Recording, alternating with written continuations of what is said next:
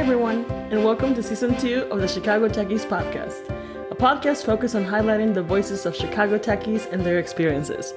This season, we'll be focusing on students looking to enter or entering the Chicago tech community. I'm your host, Ceci Fisher-Benitez. Thank you for joining us. On today's episode, I am joined by Marianella Osorio, graduate research assistant at DePaul University. Okay, so hi, Marianella. Thank you so much for joining me for this week's episode, or at least, actually, I should say the season opener of season 2 of the Chicago Techies podcast. I'm really excited to talk to you about your experience at DePaul and where you are now, and what you're looking to do when you actually join the tech community, because you are on your way. I think there's definitely a lot in common here that I can see from my own experience. So I'm excited to explore that more and see, just learn about your work within our community and within the tech community and at DePaul. So why don't you start? I already said your name, but I'm just going to have you introduce yourself anyway with your name, your pronouns, where you're from, and a little bit about how you stumble upon your role as a graduate research assistant. Yeah, sure. Hi. First of all, I want to say thank you for having me, because you messaged me about being on here and I was like, yes, I was so excited. So thank you for inviting me to be on. My name is Marianella and I am a first-year grad student at DePaul University, full-time student and part-time graduate research assistant at the Technology for Social Good Lab at DePaul. I'm from Chicago. I was born and raised in Chicago. Moved out to the south suburbs for a bit, and then moved back here to Chicago Ridge, I think about 4 years ago. So I'm in Chicago. Awesome. And I think I'm going to go back to your college, to high school. Where did you go to high school? And how did you determine, your choosing your school of choice, where you're going to go, and your major? I went to high school in a small town called Minooka, Illinois. It's like very middle of the cornfields, almost middle of nowhere kind of town. So I went to Minooka Community High School. And then when I was looking at colleges and schools that I wanted to apply to, I definitely knew that I wanted to do something. I wanted to go to school downtown or in the Chicago area close to the city, because growing up, my grandparents lived really near the city and we were always going downtown and walking around, and I really loved doing all of that. So I was looking at, DePaul and Loyola, and I think I even applied to UIC. And when I went on a college visit to DePaul, it was right smack dab in the middle of the loop, and they have the whole city is your campus motto. So I was like, this is definitely where I want to be for college. That's awesome. I can relate to walking downtown. I used to. So I'm from West Chicago, Illinois. I mean, I grew up in Mexico, but I moved here too in the 90s, and I lived in West Chicago, Illinois, and we did a couple of school trips to downtown. And I mean, mine is a little bit more of a sad perspective, but I was like, I was like a 12-year-old, 13-year-old coming down to the city, and I was just learning English, and I was just like downtown walking, and I was looking at all these people in their fancy suits and suitcases, and I'm just kind of like, wow, like this is crazy. And then I'm like, oh my God, and I would look up and look at all the buildings, and then I would be like, wow, I wonder what is it like to work in one of those buildings? And I'm like, oh, well, I mean, that's never going to be me. It was like one of the things that you didn't see others like look like you in those suits. So I just immediately said, this is not for me. Like, this is not who I am. This is, and I mean, obviously that's wrong. And we're going to dive into it later to thinking about that. But I was just kind of like, that's never going to be me. That's never going to be me. Mm-hmm. And how I was wrong. I'm so glad. Yeah. But yeah, I appreciate you sharing that. So as far as choosing your major, you already know you want to go to DePaul, and you're excited. And I don't know how people knew what they wanted to do because when I was in high school, I didn't have a clue. So I'm curious if what that experience was for you, if you already knew what you wanted to do, or did you just kind of like, as you started school, did you kind of like realize that this is something that you want to explore? How did you come about choosing your major? Yeah, when I applied to DePaul and I went through the whole freshman orientation thing, I was originally registered as a computer science student because, I mean, growing up, a lot of my family was in tech or in the tech field. So I would see them working on their computers and always doing something. And I was like, that looks so cool. When I was little, I wanted to be like a fashion designer and I wanted to be a ballet dancer, like all those things. But then growing up and seeing them in tech and doing stuff with the computer, and also growing up in a generation where like we had iPods and MP3 players and all this new tech coming out, I was always super interested in that. So I was like, okay, maybe computer science is the way to go. And going through freshman orientation, I met somebody who she told me she was doing ISM, which was interactive and social media. And I was like, oh, what's that? It sounded kind of like marketing to me with the social media. And she started telling me, oh, we look at apps and websites and like designing stuff. And I was like, oh, what? So I quickly like switched over before classes even started. I was like, okay, I want to major in this. So at DePaul, the user experience design degree was initially interactive and social media, and that's what I was studying. And like as I took my first classes where we had to like analyze an app that we used every day, I was like, this is so cool. This is so fun. Like I want to know more. So that's kind of how I got into the UX major. I like that. I mean, I also think that it's kind of a mesh of the two. Like, you mentioned like fashion designer and computers. Like if you Right. think about it, like it's a mesh of the two, maybe without the fashion itself, but like there's definitely a design and the computer interaction. I think like just because of the spark of like having your family members be a part of in tech already and all that. I think that's super important. Like, that you have people that look like you, or people that are like within your circle of family and networks that are in these roles. Yeah. That like is huge for a kid, to kind of see this and see themselves in those roles too. So I'm glad that you had that experience, where people that you knew were computer scientists or computer engineers. I feel like I was definitely fortunate, and I'm grateful to have had that, to have family that can like introduce me to that, because like you were saying at the beginning, when I did look at tech in general, I didn't see a lot of people that were Hispanic or Latino. And going into computer science, I was like, should I do this? Can I do this? But going back and being able to talk with my family and them kind of encouraging me and telling me, yeah, definitely go for it, that was definitely a motivating factor for me. Yeah, I think it's super important.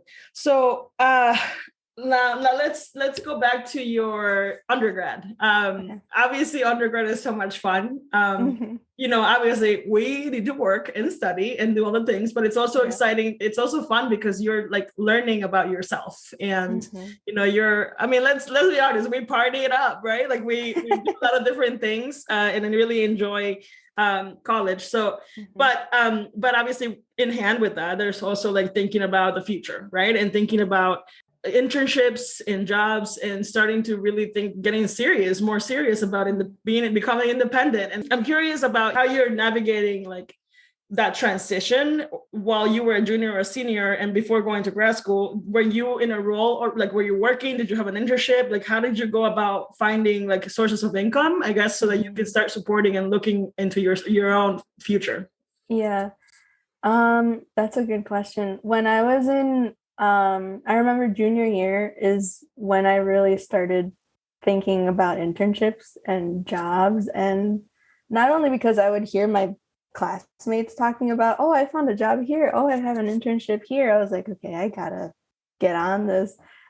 So throughout undergrad, I didn't have a job or an internship or anything. And I was kind of freaking out Because on one hand, I would have my parents that are like, no, don't worry about it. Like, just focus on school.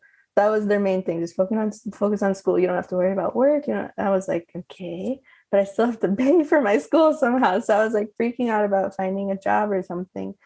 And I would be applying to big places like Google and Facebook, and I would actually be trying to find internships without any prior experience. And I think that kind of, I started to get into my head a little bit, like, am I aiming too high? Should I not be applying for these huge roles? I'm not gonna, and not even roles, they were internships, but aiming for these high companies and everything. So junior and senior year, I was applying and applying, and I didn't get any, I didn't hear back from anybody. I didn't get any emails back. Sometimes it was just like, I send my resume, I don't hear anything back at all. So that I started really getting into my head. And then senior year, I went to the Grace Hopper celebration. I was lucky enough that DePaul gave me a scholarship to go with a group of about 4 other women. And that's actually where we first met. First and last time that we met in person at Grace Hopper. Yeah. That we went to that like Chicago meetup. Mm-hmm. We were like, oh my God, hey, it's so nice to meet each other. So at that trip in Orlando, I went with a teacher, a professor who kind of led our group and like kept us all together in the hotel and everything. And after doing the career hall and going into that huge hall where there's all those companies, it was my first time at any event like that. And I was so overwhelmed, and I was freaking out about talking to anybody, any person at a company. I was just so afraid of talking to anybody. And I remember we were having lunch with all the girls and our professor advisor, and she was like, what's wrong? And kind of talking to me about like why I was nervous. And she was like, has anyone looked over your resume? And I was like, kind of, my family, but they're like IT, I'm doing UX. I don't know how to like set up my resume and everything. And she was like, oh, let me take a look. So she was looking through and she was like, you have like a good resume. When we get back to school, let's talk. And I was like, okay.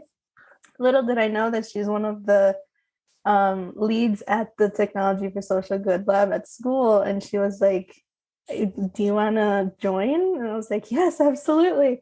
So that's kind of where I started. Senior year was when I started my research assistant position at the lab, and kind of where I started getting more into UX and research and actually having like experience outside of the classroom. So yeah, that's how I got to the lab. And after that, I applied for the graduate version of that when I knew I was going to go into grad school, and I thankfully got that position. So that's what I'm doing now. Yeah, that's awesome. Oh my God, so much to unpack. I know, I'm so sorry. I should have taken a breath. This is great. This is great. I think I'm going to start with our parents. Mm-hmm. Yes, like same. When I went to school, my parents did not like, because we also don't know, like, you don't know, as when you come into college, you don't know that is super important to like, try to look for internships or try to kind of work with like career services and like, get yourself out there.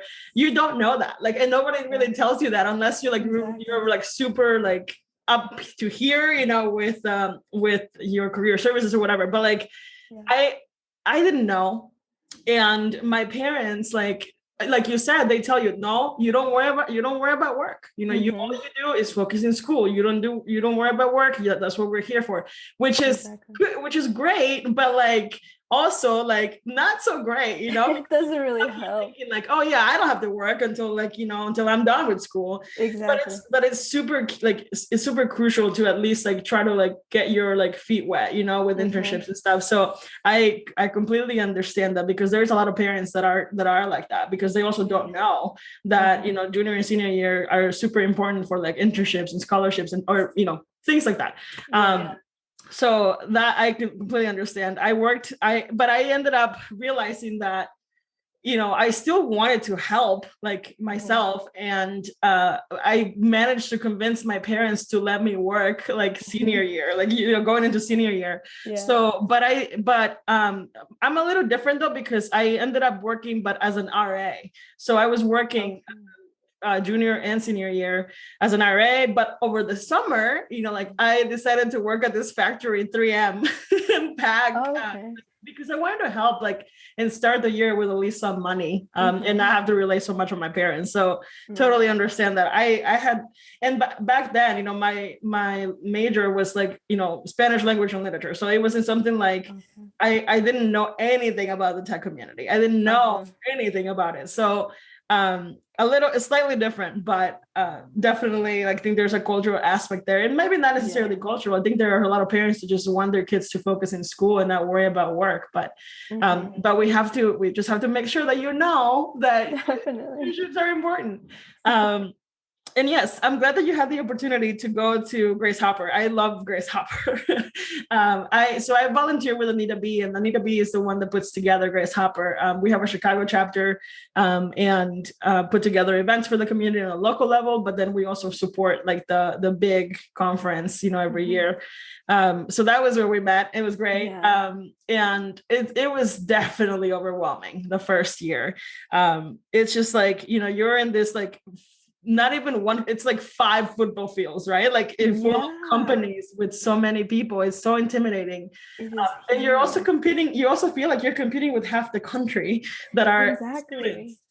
So I totally understand that it's super intimidating. And you just have to kind of keep reminding yourself that you're there for a reason. And that, you made it here for a reason, and then you're here for a reason. And one of those companies is going to definitely take a look. So, if anyone's listening that is super tired, right? Super overwhelmed right now because they eventually will go, just, relax. It's going to be okay. You're there for a reason, and you're going to have so much fun. So yeah, love that. Now, I know that some people do decide to go to graduate school right away, right after college, their BAs or BS. But so, and some people don't, which some people just go into the tech community or whatever their business or career is. I'm curious about the steps that you took to kind of determine that graduate school was for you, and that was something that you were interested in. Obviously, it's great. It's always great to have more education. So curious into how you kind of determined that graduate school was for you. Yeah, I want to say it was maybe around my sophomore year that I went in and I talked to my advisor about, I think, just what kind of classes I wanted to take the next quarter. And we somehow started talking about grad school being an option. And in my head, I was I wasn't even thinking about grad school. I was like, what's that? So she started talking to me about something that DePaul does that's a combined degree, where you go 4 years of your undergrad taking classes, but you can also start taking graduate classes while taking undergraduate, and it would go towards your graduate degree if you keep going into grad school. And I was like, oh. And then she told me that the grad school classes you take are basically undergrad priced. So I was like, okay, I'm listening. And so I originally came into undergrad with some extra credits because of classes I took in high school. So I had the room in my schedule to start taking graduate classes, and looking into the different combined degrees that I could go into. Human computer interaction was one. And my advisor told me that it's basically kind of like a continuation of UX. It's just deeper into the research side of everything. And I was super interested in those areas. So I was like, yeah, definitely, I want to do this. So I took my first class, which was a digital design class. And we learned about typography and color schemes. And I was like, this is amazing. I want to keep doing this. Yeah, so that's kind of how I got into the graduate degree and kept going with it. Got it. I think, sometimes it makes sense, especially if you're going to have almost like a discount, right? Yeah, exactly. Definitely like the way to go. I like that. Now, as you, navigate, as you navigate to college and now you're going through grad school, what are some of the resources that are that you're using, like whether that's internally? I know that earlier when we were chatting, you mentioned a little bit about Digital Divas, was it, or something? Yeah, Digital Youth Divas. Yeah. Okay. And then that design lab experience. So what are some of those programs that you're involved in, and how are you using them to kind of further your experience? Yeah, I am. So the project that I'm a research assistant on is the Digital Youth Divas project, which kind of involves DePaul and Northwestern and Digital Youth Network in Chicago. And it's focused on kind of showing middle school girls that are Black and brown that they can be in the STEM fields and that they can do tech and design and engineering, anything like that.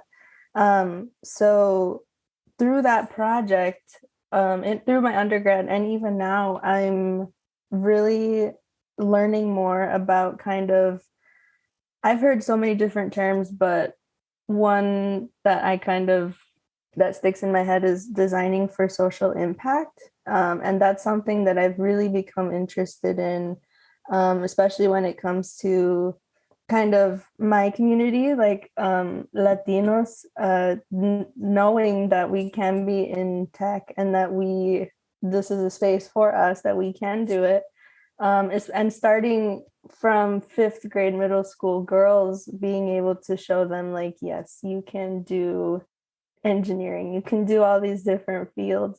That's kind of where my interest started in that. And through the lab, they kind of allow us to explore different talks with designers in those fields and job opportunities that are similar to what we're working on now. So that's great. I love that designing for social impact. I think it kind of makes me think a lot about the work that we're doing at Code for America.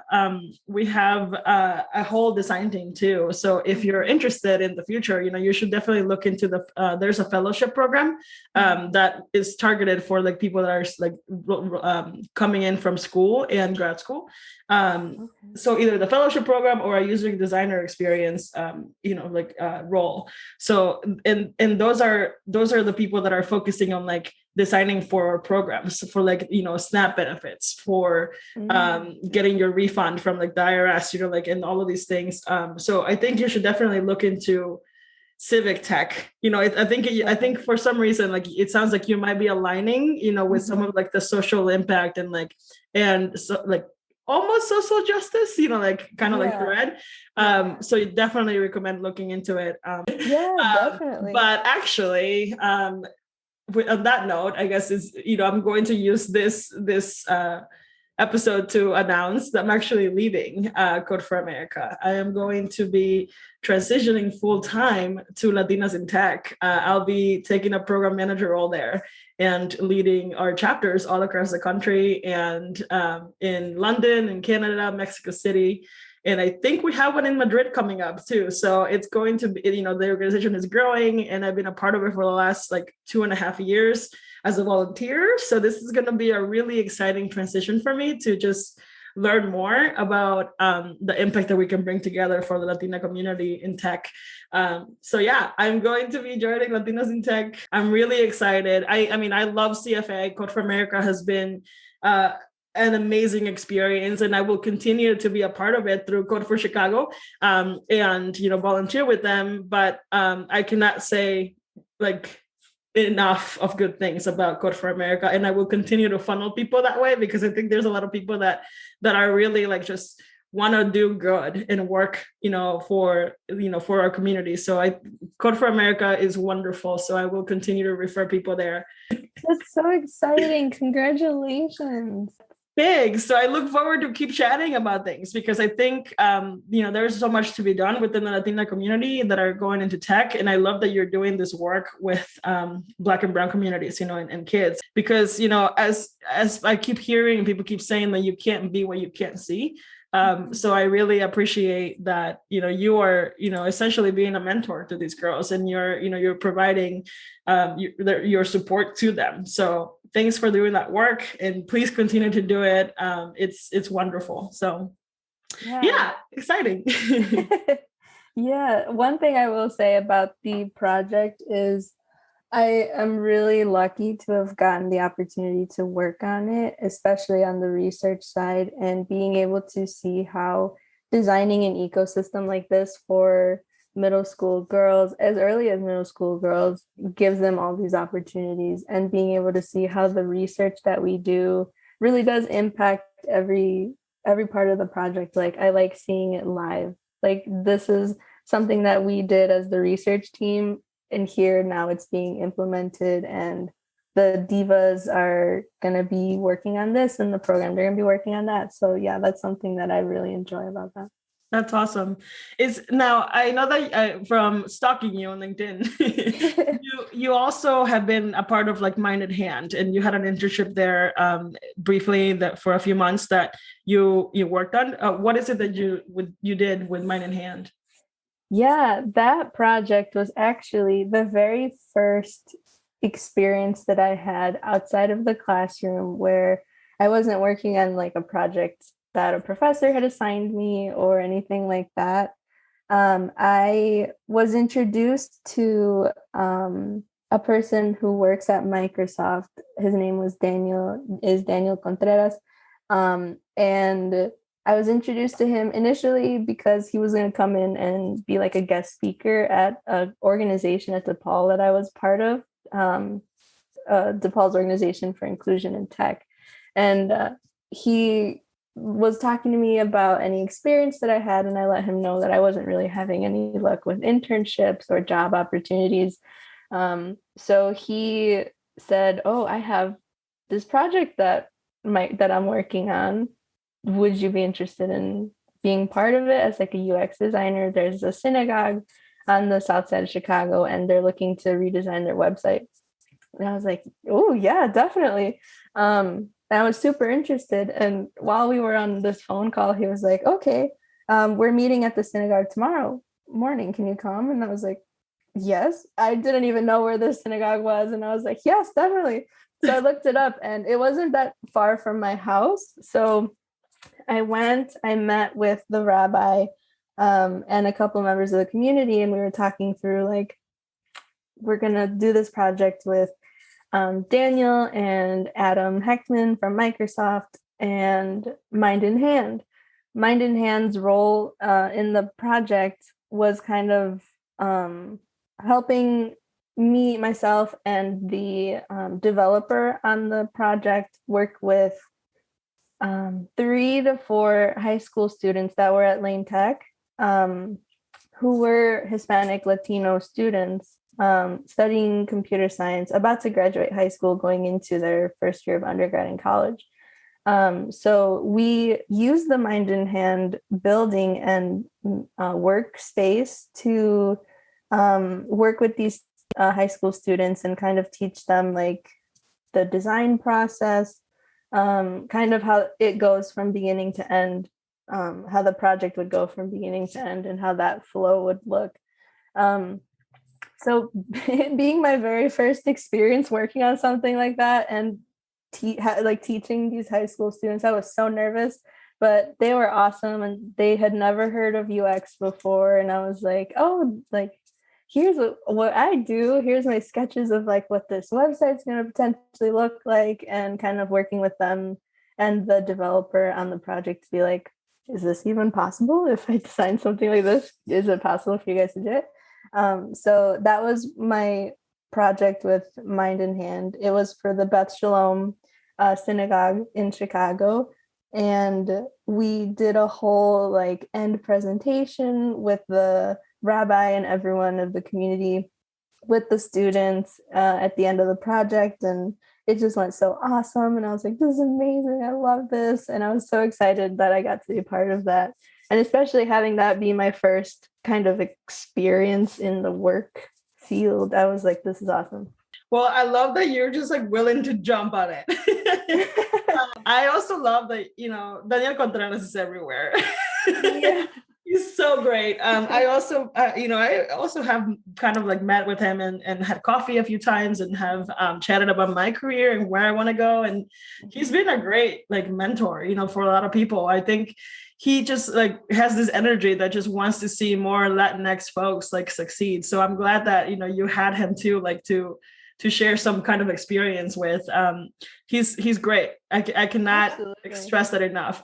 So on that topic of mentorship, I'm curious how you've kind of like managed or at least try to find some mentors, whether that's like with college, with your teachers or people in the community. So how have you kind of like navigated the mentorship scheme of things?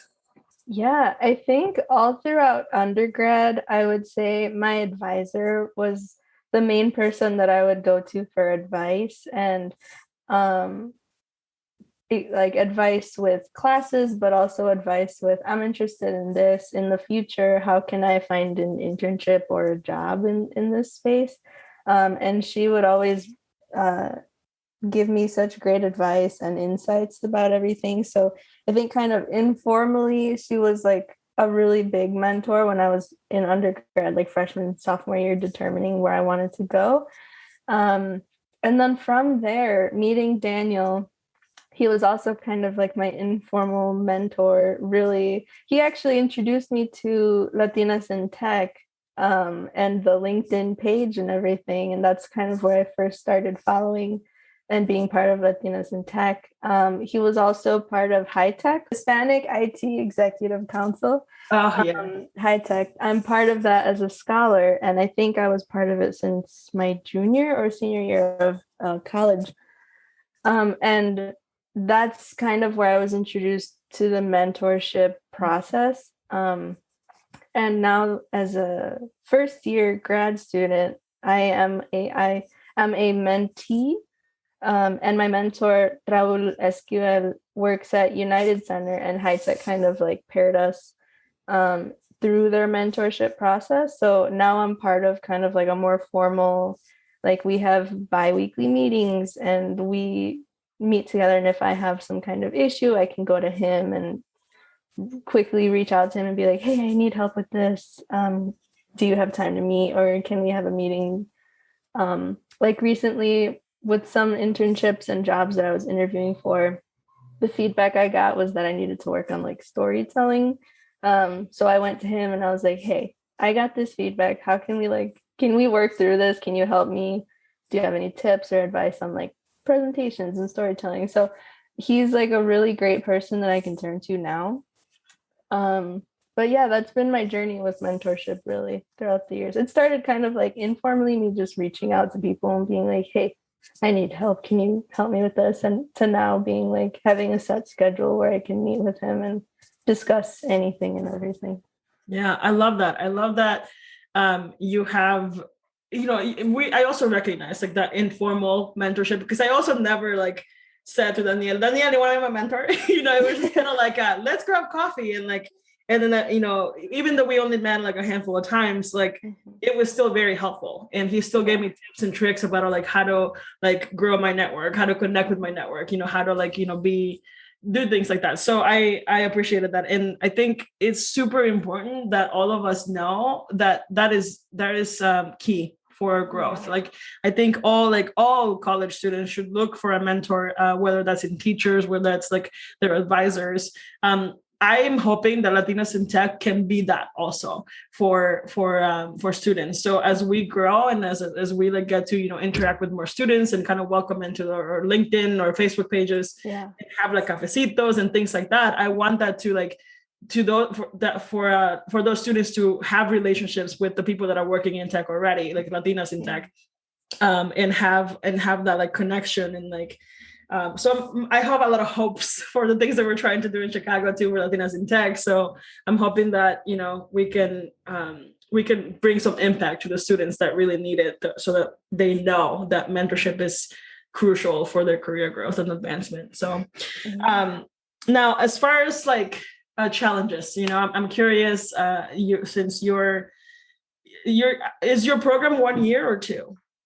It's a 2-year program. 2-year program. Okay. Yeah. So soon you're going to start thinking about the transition to tech and working in the community, or maybe not in tech, whatever you want to do. But what are some of your, what are you noticing that are some of the challenges as you're trying to navigate school and then soon transition to that job experience and working with companies? Yeah, I think one of the biggest challenges that I've been facing since undergrad, even now, applying for jobs and, like I was saying, sending in the applications and either getting that automated, we decided to go in another route email, or not getting a response from anyone at all. I really do start to get in my head a lot, and imposter syndrome kind of sets in. I would say that that's maybe the main challenge that I've been facing, kind of having to learn that I can do this, that this is just a setback, that every no will eventually lead to a yes. Kind of having to navigate me being inside my head a lot, and kind of, that imposter syndrome taking over. I would say that that's maybe the main challenge that I've been facing. Yeah, I mean, I hate imposter syndrome. It's the worst. It is. Everybody, every single person in this earth goes through it. And, even if they deny it, it's true. And I think I just embrace it now. I'm I'm gotten this far. I must be doing something right. And same thing with you, you've gotten this far and you will make it into the tech community. It takes a little long sometimes. I came the non-traditional route of going through customer service and then kind of upscaling, skilling and getting some more skills and learning to, manage programs and not team necessarily teams, but programs and projects and things like that. So it's very scary for sure. Just because there are so many people that have so much experience already that you think that, well, I'm never gonna get there, or because I'm not giving a chance. Because that's the thing. All these companies are sending all these rejection letters to people that they're looking for 3 years experience, but hello, we go through college first, there's some of these things that are difficult. So I completely empathize with that, but just keep trying, you're going to get there. I can think of a couple of ways for you to kind of start building your more of your portfolio. That you already have a great one, but I think if you want to get more hands-on experience with actual projects, I'm going to recommend, and actually we're looking for designers right now. Code for Chicago.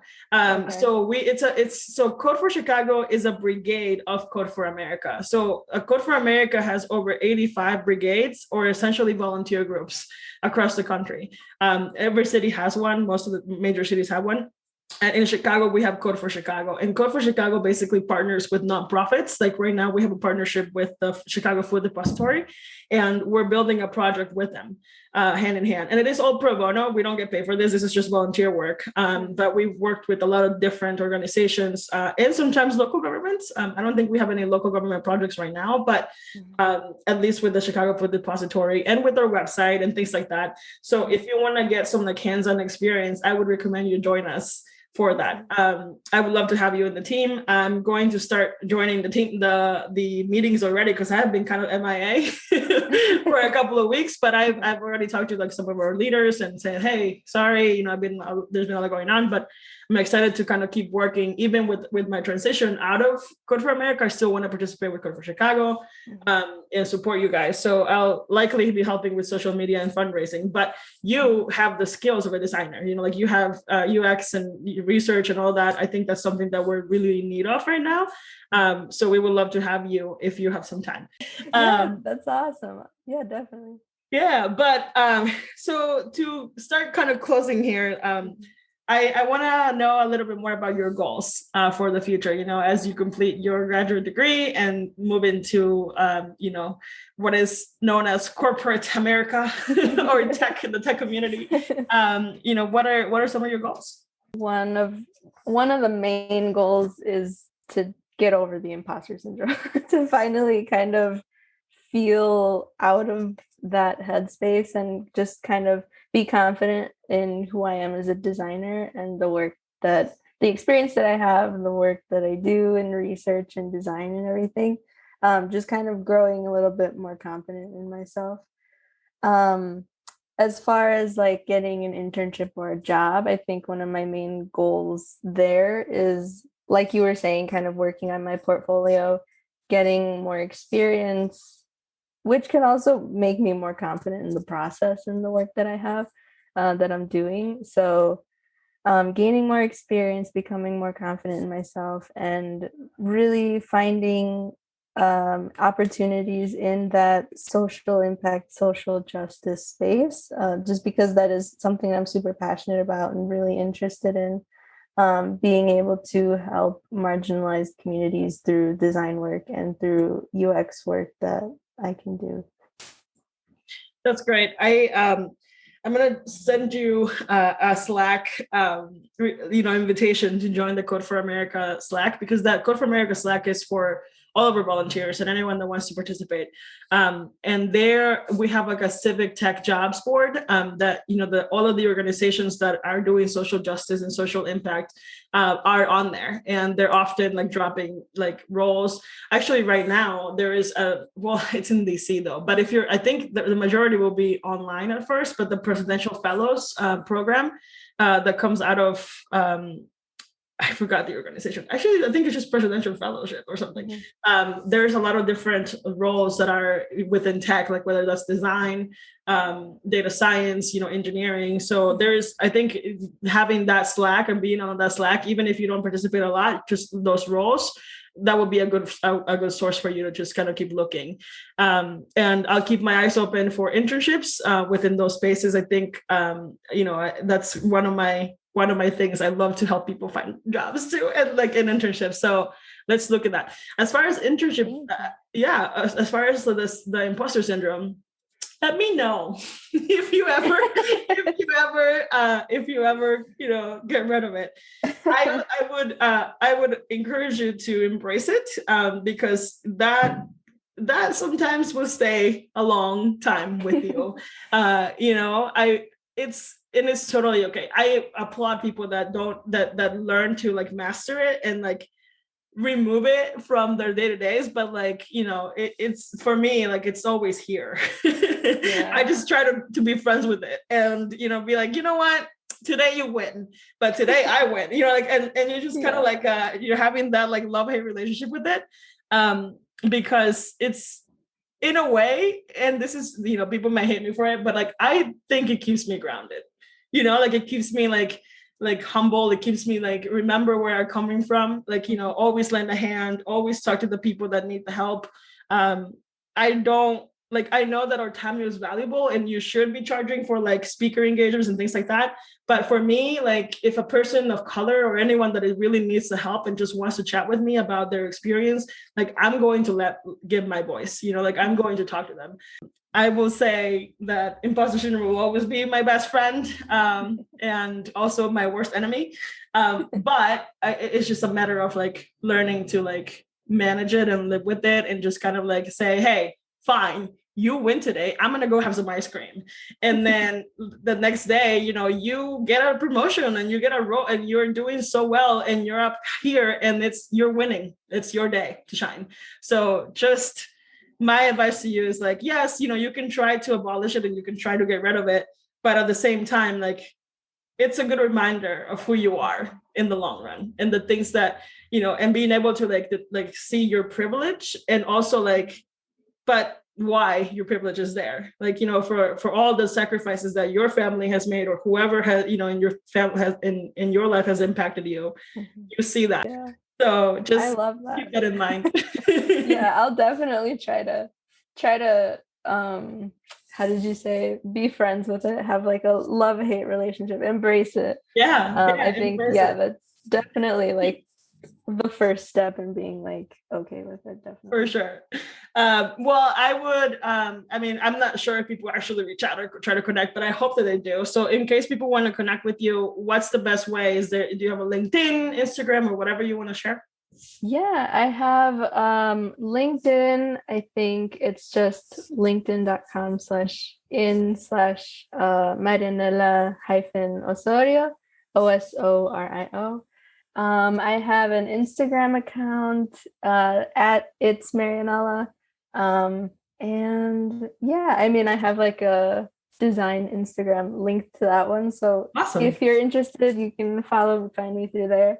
But yeah. Yeah, I'll put all those links. So send me all those links and I put them on the show notes so that people can have access to those. Anyway, thank you so much for coming to the show. I love that this conversation is the one that kicked off our new season. So super excited for this. Thank you so much for having me. I really love talking with you about everything and anything. Me too. Thanks. Thank you for listening to this week's episode of the Chicago Techies podcast. If you enjoyed listening, don't forget to subscribe, share, and leave a review on iTunes. Let's continue the conversation on Twitter and Instagram. Follow us at Chicago Techies on all social media channels. Thank you again, and we'll see you in 2 weeks.